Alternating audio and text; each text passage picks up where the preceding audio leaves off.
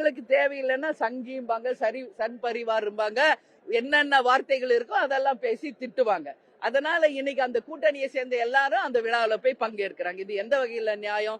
பாஜகவை வேண்டும் என்றால் திமுக சேர்த்துக் கொள்வதாகவும், வேண்டாம் என்றால் அவர்களை சங்கி என திட்டி விமர்சிப்பதாகவும் தேமுதிக பொதுச் செயலாளர் பிரேமலதா விஜயகாந்த் குற்றம் சாட்டியுள்ளார். அதே மாதிரி நேற்று கலைஞர் அவர்களுக்கு 100 ரூபாய் நாணயத்தை இந்த அரசு மத்திய அரசின் துணையோடு வெளியிட்டிருக்காங்க.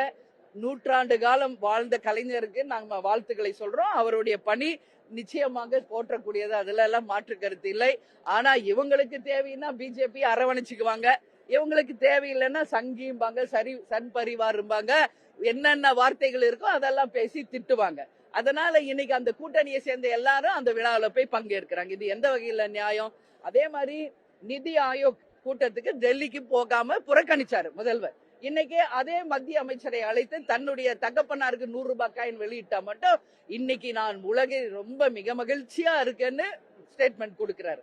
சோ இது எல்லாமே ஒரு முரண்பாடாக இருக்கிறது. இவங்களுக்கு வேணும்னா ஒரு நிலைப்பாடு, இவர்களுக்கு வேண்டாம் என்றால் ஒரு நிலைப்பாடு. இது கண்டனத்துக்குரிய ஒரு விஷயம் அப்படின்றத இந்த நேரத்துல நான் சொல்றேன். அது மட்டும் கிடையாது, இன்னைக்கு அண்ணா யூனிவர்சிட்டியில பேராசிரியர்கள் நியமனத்துல எந்த அளவு ஒரு ஊழல் நடந்திருக்கிறது என்பது எல்லாருக்கும் தெரியும். ஏன் பத்திரிகையாளர்களாக நீங்க யாரும் இதை மக்கள் கவனத்துக்கு கொண்டு போய் சேர்க்கல என்ற கேள்வியை நான் கேட்கிறேன். செய்திகளை உள்ளது உள்ளபடி தெரிந்து கொள்ள ரெஃப்ளெக்ட் நியூஸை சப்ஸ்கிரைப் பண்ணுங்க.